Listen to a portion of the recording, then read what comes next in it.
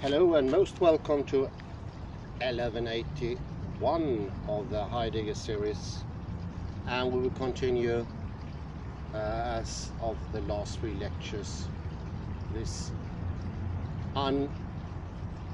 lovely article by Coeckelbergh, a Belgian philosopher who writes about AI, technological philosophy, how our thinking have changed in view of what has happened the last, let's say, 150 years with the technological development we've seen.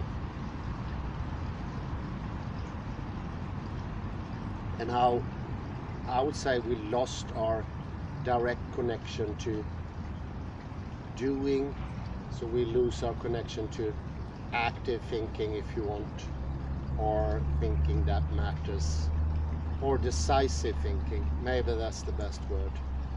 A thinking that leads to conclusions of value. Something happens in the world. Otherwise, it's very hard to see how a thought can be smart, directed, intellectual, if it doesn't really affect the world.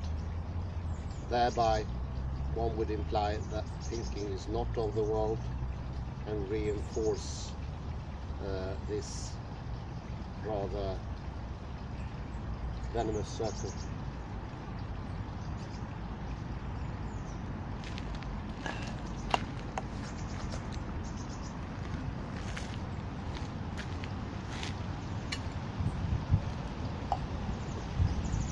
Well, I forgot to mention it in the lovely Trädgårdsföreningen. It's a beautiful day, it's a bit windy. Maybe we can go over to the sun later when it rises a bit more in the sky.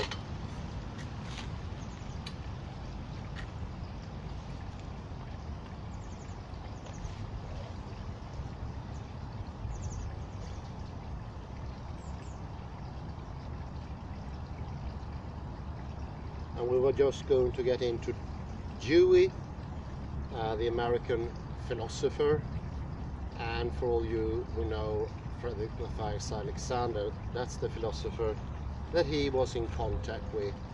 So it's like getting back to an old friend.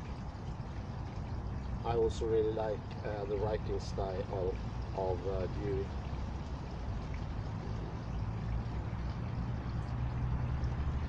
And we were speaking about ethics and virtue.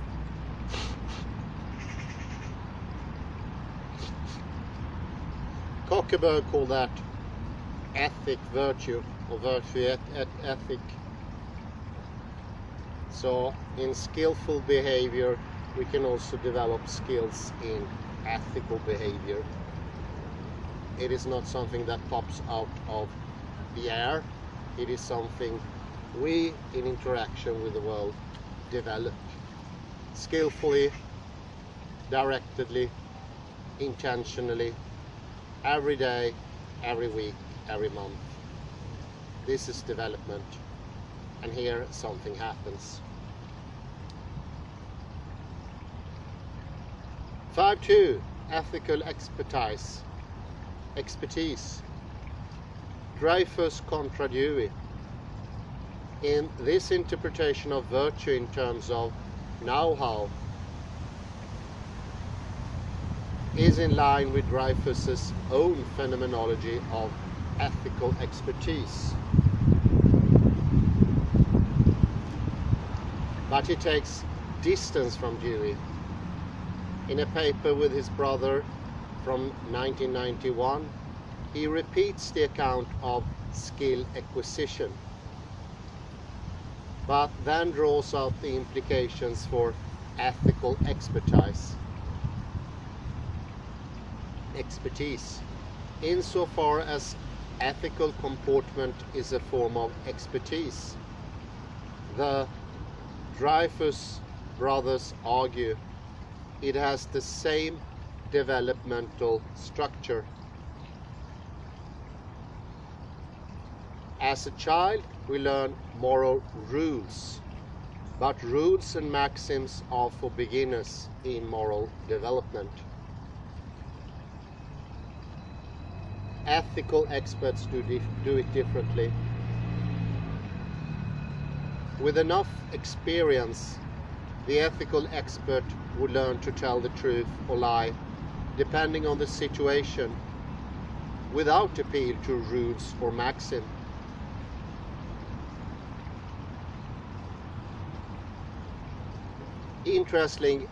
Interestingly, here the Dreyfus brothers do use Dewey to develop their account.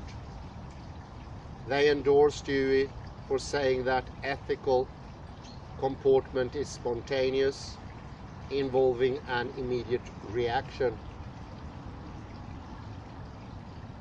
But then they argue that Dewey was wrongly focused on problem solving and ignore ongoing coping, which is not only simple but also complex.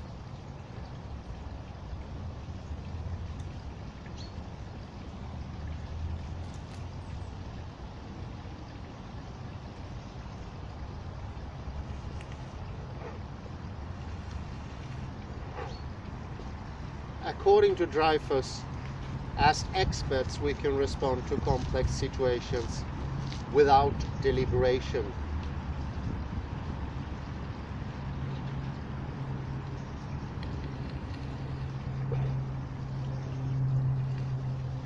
Against Aristotle's intellectualism, or in Dreyfus's view, against intellectualist interpretations of Aristotle. The Dreyfus brothers argue that people should not only be praised for what they intend to do, but also especially for their brilliant, intuitive responses as experts.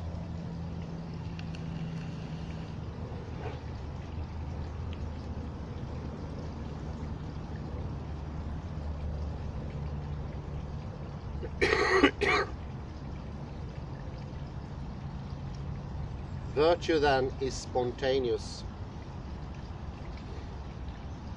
We can only tell if a person is courageous, for example, by seeing his spontaneous response in many different situations.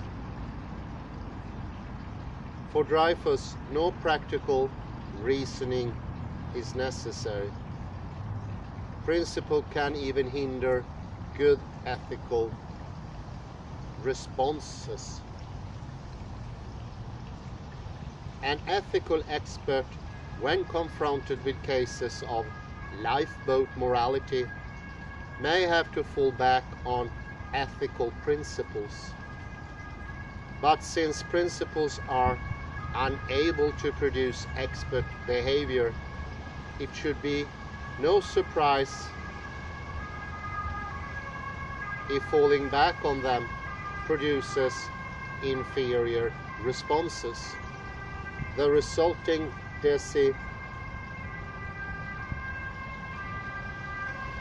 decisions are necessarily crude, since they have not been refined by the experience of the results of a variety of intuitive responses to emotion-laden situations, and the learning that comes from subsequent satisfaction and regret.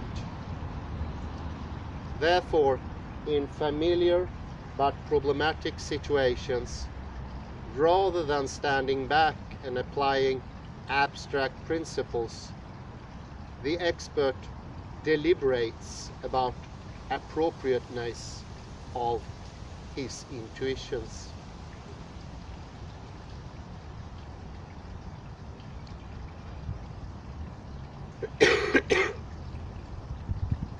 Against Dewey, who thinks that in difficult situations we need deliberation and examination, Dreyfus and Dreyfus argue that, of course, experts should have a dialogue about their responses, but there may be no final agreement. The experts have to appreciate each other's decisions. And against Coeckelbergh and Habermas, they argue that the highest stage of moral development is not about detached and abstract reasoning, but intuitive response to the situation.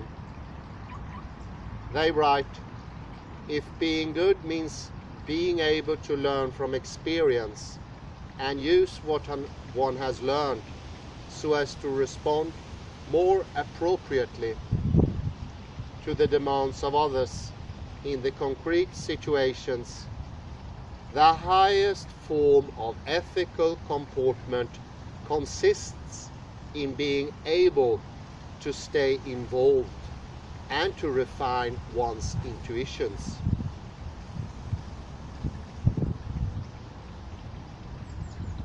Detached reflection is resorted to in cases of a kind of breakdown. It is not the rule. One could conclude that, according to the Dreyfus brother, skillful coping without deliberation is the default, at least for experts.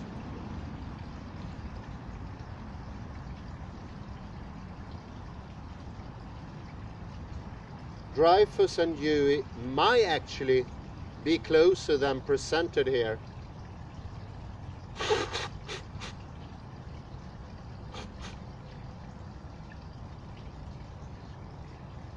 Both agree that the main challenge is to appropriately respond to situations.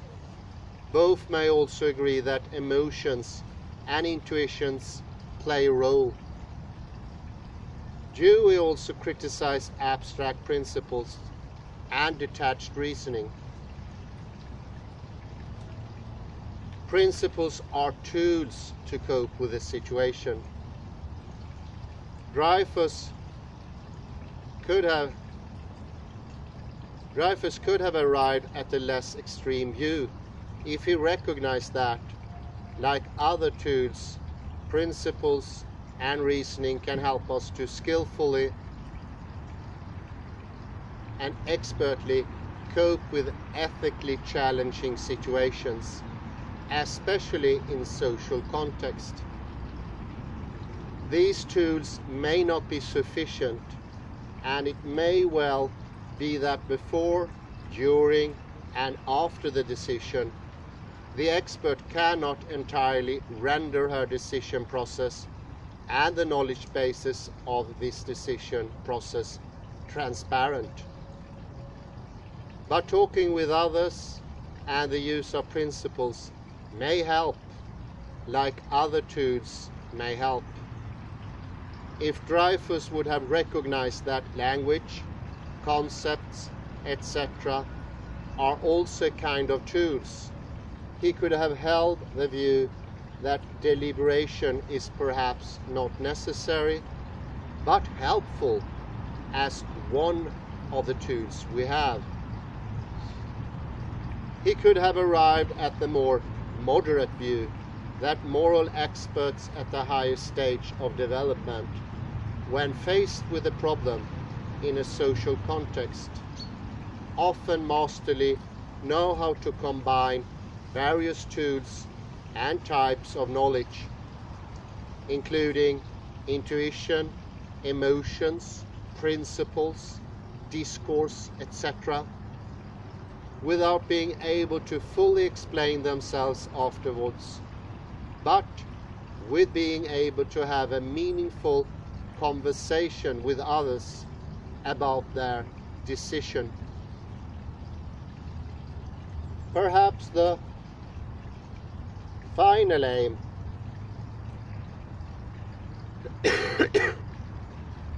and the highest stage is moral wisdom and virtue, understood as a knowing how to do good, which may also be reached without deliberation and conversation. They are neither sufficient nor necessary. Moreover, with Dewey, we can add that when we seek consensus, it is impossible to reach a final agreement. With final meaning, an agreement for once and for all. Dreyfus could have agreed with this view. But with Dewey, we must appreciate more than Dreyfus did the social, collective dimension of coping and indeed of the problems we face. There is often the practical social need for collective coping to reach a temporary consensus among experts. Language and other tools may help with this.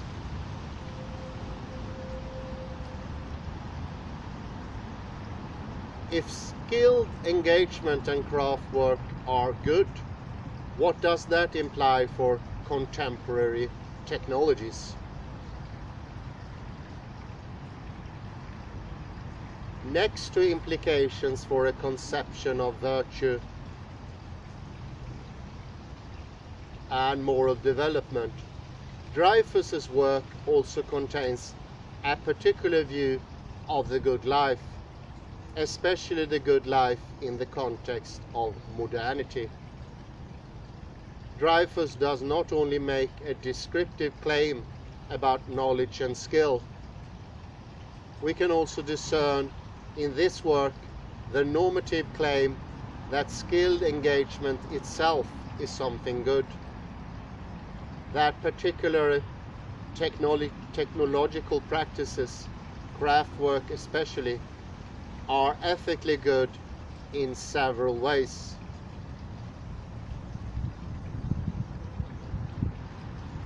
Are conducive to the good life. In line with the work by Pirsig, Sennett, Crawford, and in the philosophy of technology, Borgman,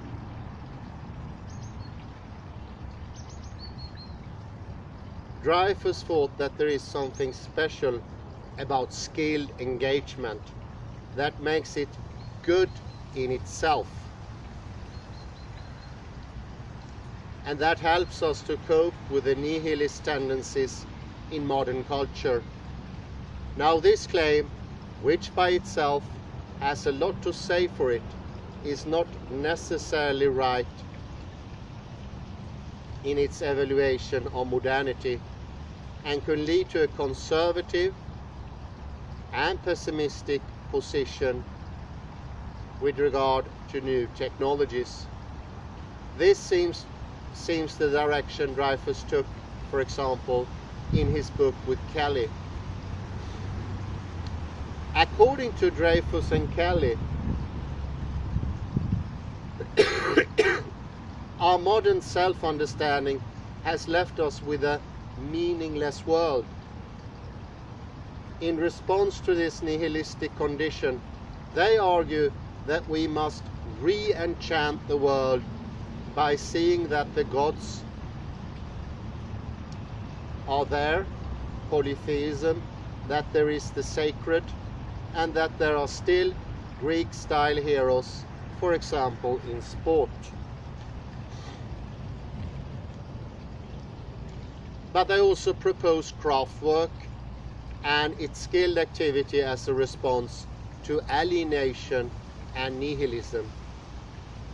According to the authors, we can come to discern meanings that are already there, and may feel that there is a force outside of ourselves. The craftsman achieves intimacy with the material, whereas modern technology such as GPS alienate us from our environment. They write, to lose the sensitivities to the landmarks, street signs, wind direction, the height of the sun, the stars, all the meaningful distinctions that navigation skill reveals. Indeed, in an important sense, this experience turns you into an automated device the GPS can use to arrive at its destination.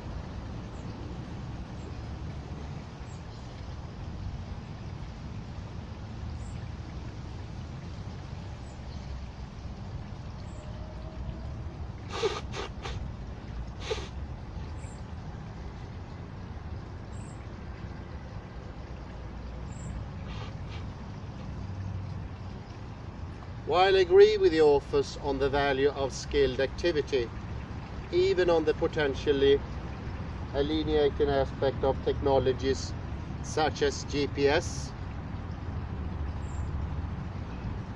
alienation and nihilism are certainly not the only possibilities when it comes to contemporary technologies.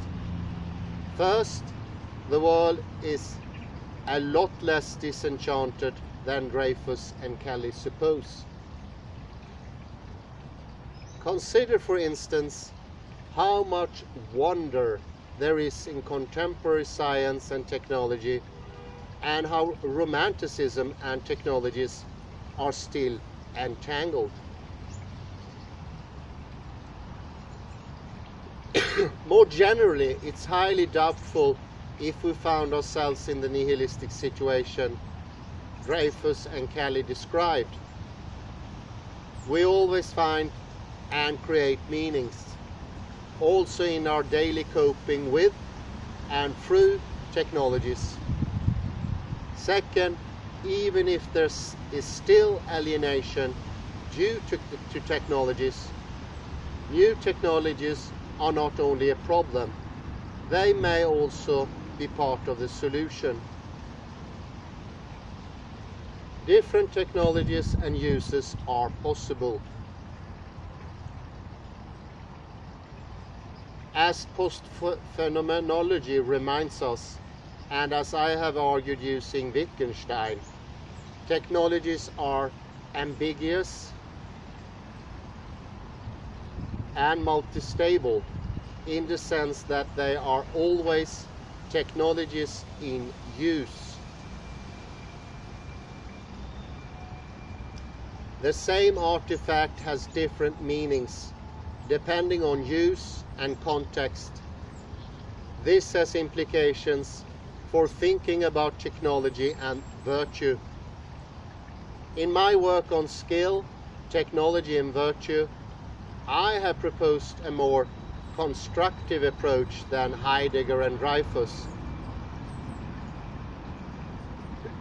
One which does not a priori exclude the possibility that new technologies may contribute to skilled activity, virtue and good. For example, when it comes to wayfinding, it is true that GPS may divert our attention from our surroundings, but perhaps some apps can help us to see features of the environment that we did not notice yet. There may be more modes and possibilities and more creative uses of the same device to explore different ways of wayfinding and walking. More generally, I have argued that contemporary information and communication technologies could, in principle, also help us to overcome alienation and find a better relation to our environment and to others. In technology as skill and activity, I have argued that we can take seriously the problem of alienation, but at the same time have a Dreyfus-inspired ethics of skill that is open to the possibility that new technologies can also help us to overcome alienation. We can use the concept of skill to evaluate new technologies, asking if they contribute to more or less skilled engagement. But there is no a priori answer as to which technologies are more focal or more engaging and more conducive to skilled activity and craftsmanship. Activities and modes of knowledge and interaction, which Dreyfus rightly valued.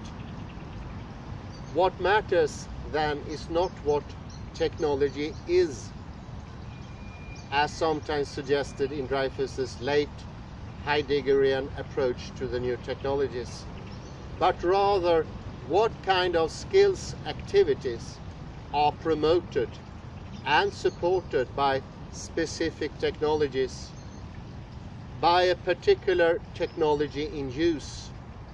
What matters is whether or not the skills activities lead to more engagement and less alienation.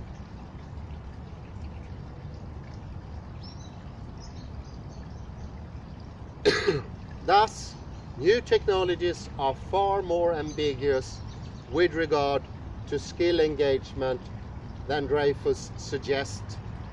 Consider also the work of Shannon Ballard, who has argued that while contemporary ICTs can lead to moral de-skilling, there may also be potential for upskilling.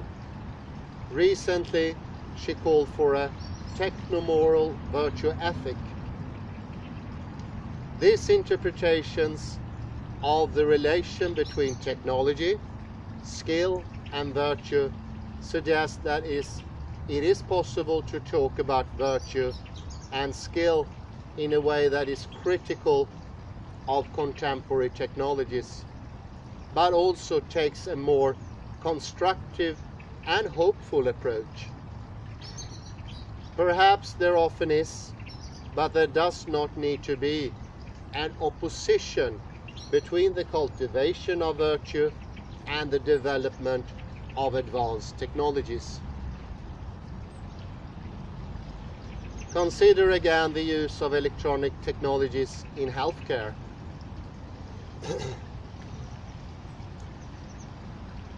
In e-care as craftsmanship, I have argued that while under modern conditions and with the use of telecare, there are real dangers with regard to the erosion of craftsmanship. The use of new technology is not necessarily jeopardizing skillful and careful engagement with patients and quality care. Whether such an engagement is possible depends on whether in a specific practice and given a specific technology, e-care workers can develop the know-how and skill to engage more intensely with those under their care and to cooperate with their co-workers. What matters is how care workers work and care when using and working with new technologies and with each other.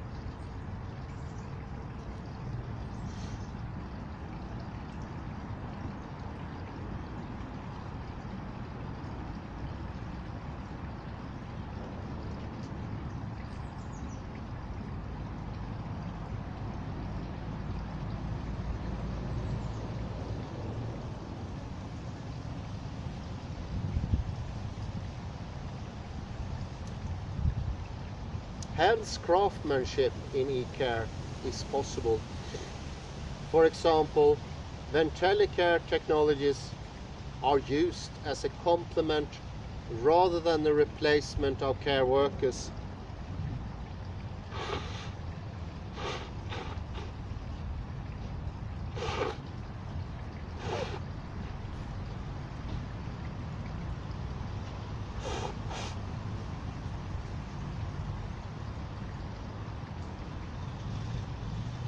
and when criteria and conditions for craftsmanship are fulfilled.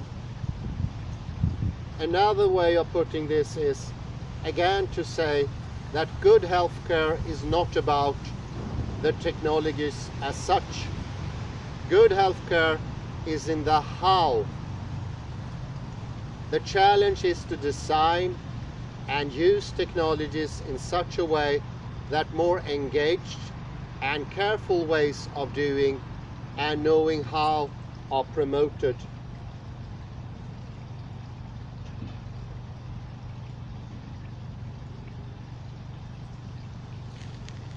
Just put a pause here. made a little move here up to the hill, and we have sunshine, and it's quite clement to be the end of September.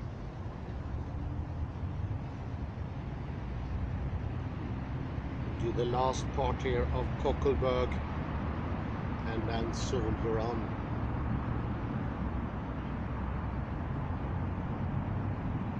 Amazing how green it is here. I will make a panoramic view when we leave. For everyone who passes through Gothenburg, do not miss out on Trädgårdsföreningen. This is a beautiful place. It's a place for calmness, I'd say craftsmanship, and coping. We got to be where we are.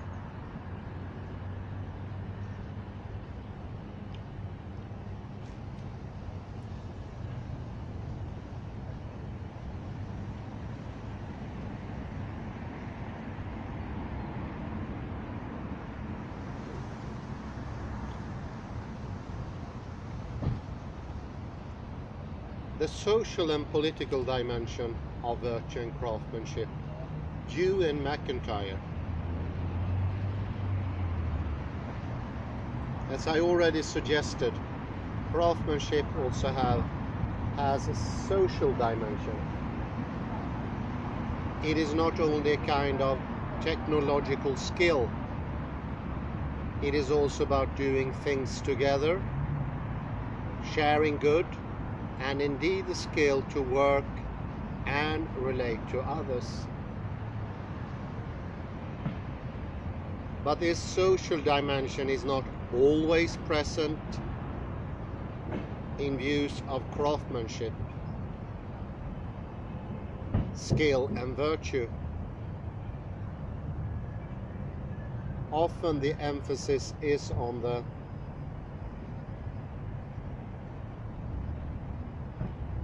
individual or personal level. This is also the case in Dreyfus's account of skillful coping.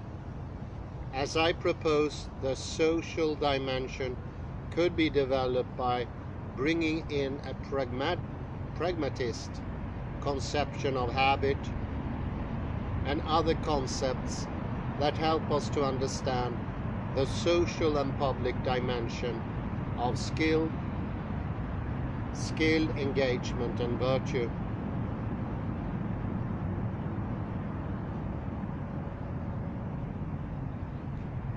Individual or personal experience and wisdom are always linked to a collective knowledge, explicitly and implicitly.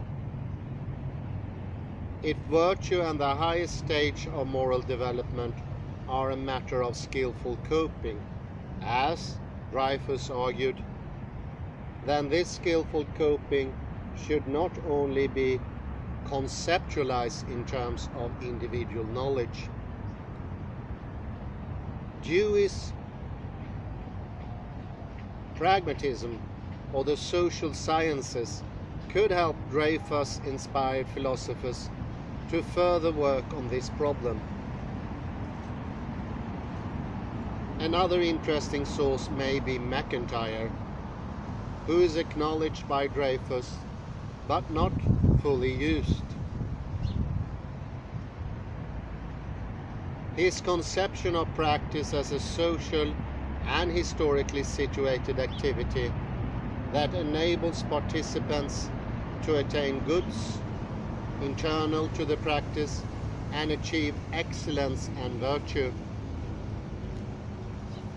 might have enabled Dreyfus to say more about the social dimension of skillful coping and virtue, in particular about the links between skillful coping, virtue and practice. It may certainly provide a source of inspiration to those philosophers working on virtue and technology who are interested in developing the social dimension of their work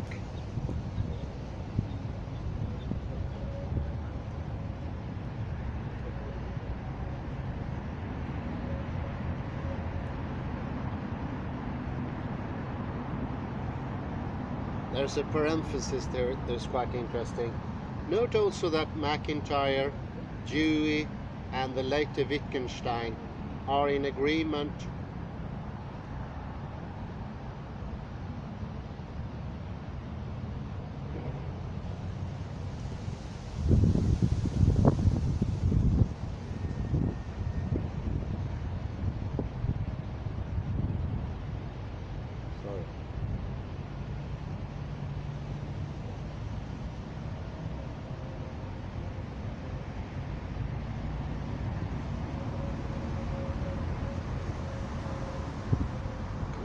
Note also that MacIntyre, Dewey, and the later Wittgenstein are in agreement when it comes to rejecting the fact/value distinction, which may also help to conceptualize a view of virtue that links it firmly to its social and practical contexts.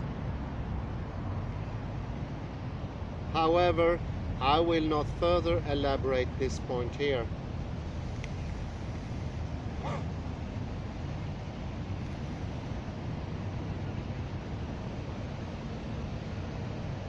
That is, however, very interesting. I will make a little interpolation here. It is interesting because,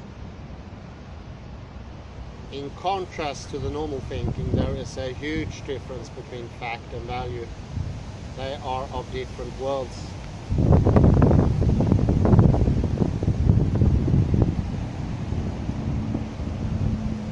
Heidegger is trying to show us this need not to be so, and even that why it is so and why we perceive it so has its own etymology.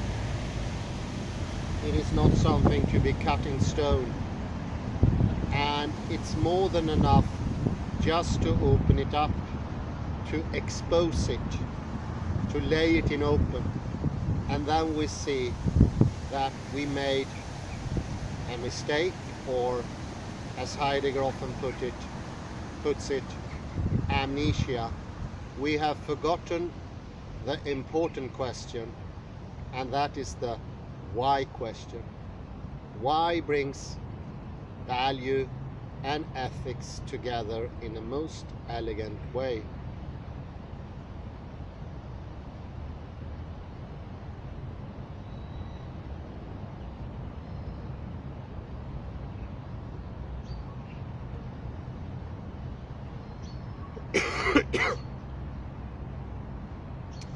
Moreover, given the often lacking attention for the social dimension of virtue in modern theories of virtue approaches are in danger of ignoring the political dimension, including potential political problems that are often ascribed to thinking in terms of skill, craft, and virtue. Since modern virtue ethicists tend to be focused on individual moral development or more local practices, they are often blind to the wider and often antagonistic social playing field, within which individual cultivation of character is set. Or far worse, they do not ask the political question at all. This is also a problem for a Dreyfus-inspired thinking about technology, to the extent that it comes in the sake of a virtue ethics focused on the individual skillful coping. Such a focus leaves too much room for interpretation concerning the political implications. Reynolds has argued that there is a danger that Dreyfus's phenomenology devolves into a conservative communitarianism that does not recognize the inevitability and vitality of social conflict. Whether or not this is true, it raises the issue of political implications of Dreyfus's phenomenology. Dreyfus seems to have inherited Heidegger's positive valuation of the kind of knowledge that is involved in craft work. But did he also inherit Heidegger's conservatism, or worse, his Nazism? Does a positive valuation of craft work or a tendency towards virtue ethics necessarily lead to conservatism? Is it communitarian? And then what kind of communitarianism? Is communitarianism necessarily conservative? Or are there other possibilities? And is there an unbridgeable gap between phenomenology and critical theory? Or could Dreyfus's phenomenology be combined with some concerns and methods from critical theory?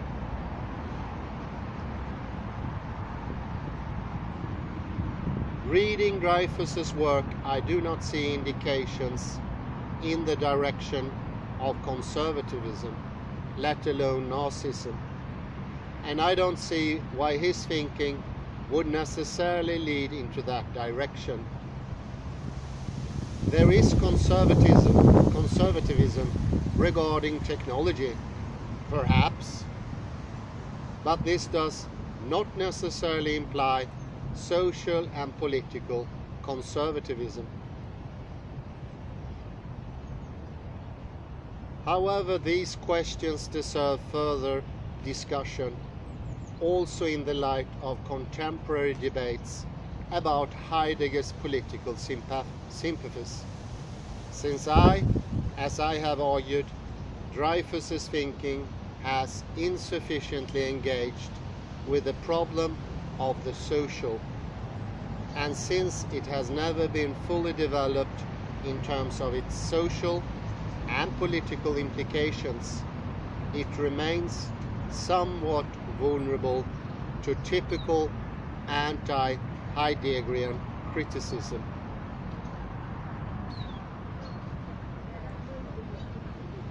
Therefore, if philosophers of technology want to use Dreyfus's thinking, they need to say more about the relations between skill and the social.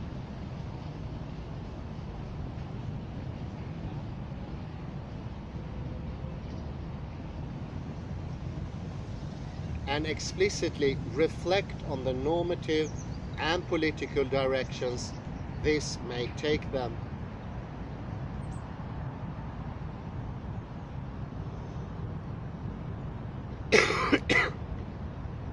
In the previous pages, I have proposed some ways in which this can be done by staying relatively close to Dreyfus's own sources, rather than resorting to critical theory, for instance.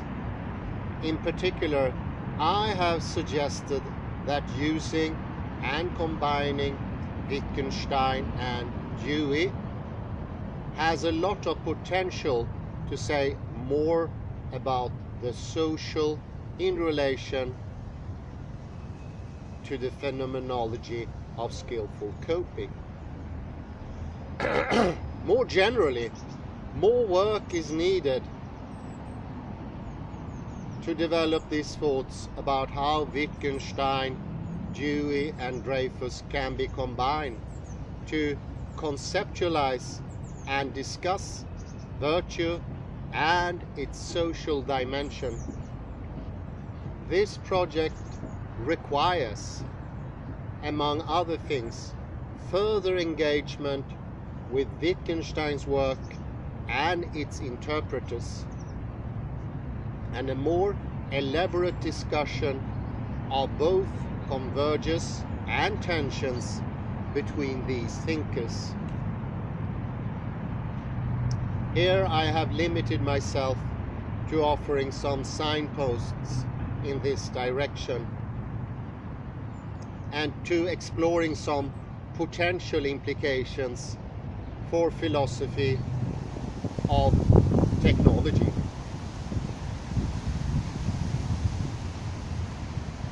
Conclusion 6. Need some more coffee.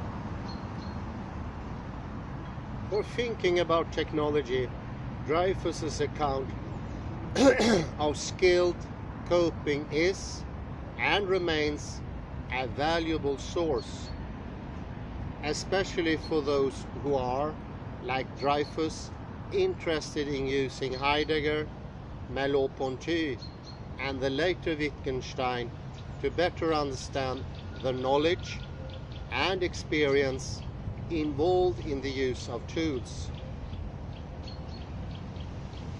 in skillful coping with and through technologies. However, I have also outlined and discussed some challenges that come with Dreyfus's approach. Problems with regards to his assumptions about technology, his underdeveloped conceptions of the social dimension of skillful coping, and uncertainty with regard to the ethical and political implications of this view, including questions regarding the relation between virtue and skill. I have indicated some potential avenues for addressing these problems. In general, my recommendation to those inspired by Dreyfus in philosophy of technology is to take more distance from the later Heidegger's conception of technology and to do more with Wittgenstein and Dewey than Dreyfus did to deal with these challenges. I have indicated that there is a lot of room for further development in the direction of virtue theory, for example by combining Dreyfus and Dewey, or by engaging with the work of McIntyre. Finally, so far authors working in the field of post-phenomenology have not been very interested in Dreyfus's work, perhaps since the former rejects the latter as too Heideggerian. This neglect is to be regretted, since Dreyfus's work, in particular its account of skillful coping, has a lot to offer to anyone interested in the phenomenology of technology use. By shifting the emphasis from the material artifact as such to its use and the skills and knowledge involved in that use, contemporary philosophers of technology in post-phenomenology and related approaches could work towards a more relational and non-dualistic thinking about the relations between humans and technology. More generally, Dreyfus's work constitutes a rich potential source of inspiration for philosophers of technology today, not only in the area of philosophy of AI, but with the account of skillful coping also in other areas of thinking about technology.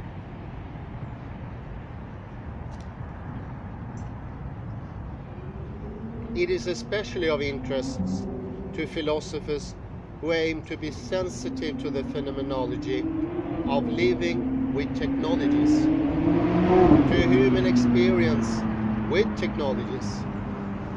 This attention to technology in the life world also requires us to adopt, in contrast to Dreyfus and Heidegger, a view of new technologies that is more open and constructive, and that goes beyond embodied tool use, without, however, dismissing the concerns about skill, alienation, and virtue Dreyfus and others rightly raised.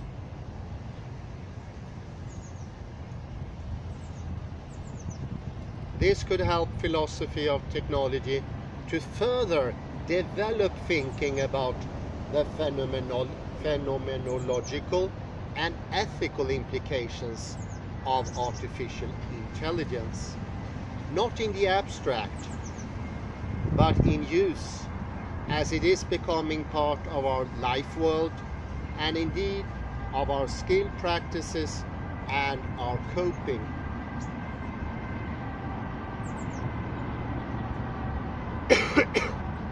But Dreyfus's work also remains relevant to contemporary philosophy in general. Its main message is especially relevant and urgent when, and to the extent that this philosophy is too mesmerized by formal and theoretical knowledge and by abstract arguments and principles to the neglect of others, less explicit types of knowledge involved in our everyday living and coping.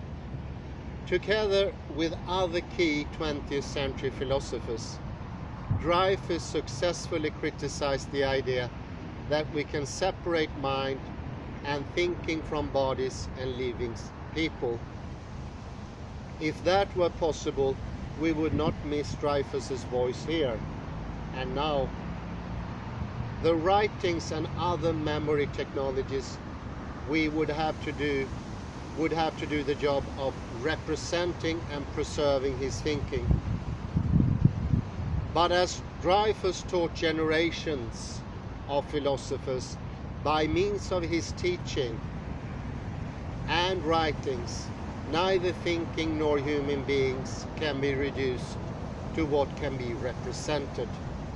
Thinking needs to be embodied and lived, and therefore, if for no other reasons, Hubert Dreyfus is greatly missed. What's that? Very nice eloge.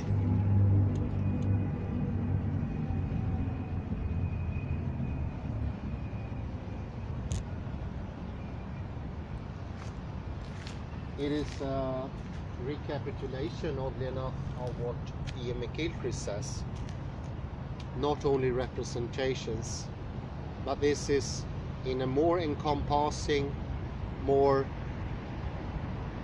comprehensive way that doesn't leave anything, so to speak, out of the picture. It is more elegant. We understand how we can dwell deeper into learning, knowledge, and by doing so we also come closer to the living life source, what it is all about, where it stems from. and thereby strengthening both the abstract and the practical. All abstract, as Lakoff and Johnson proved, comes from what we are doing. The more abstract, the more in the body. Less abstract, less in the body. Less abstract is more repetition than iteration. It is more representation, and unthinking iteration could be called a repetition. And that is also what in the idioma language of Ian McGilchrist is the left hemisphere, the representative brain hemisphere.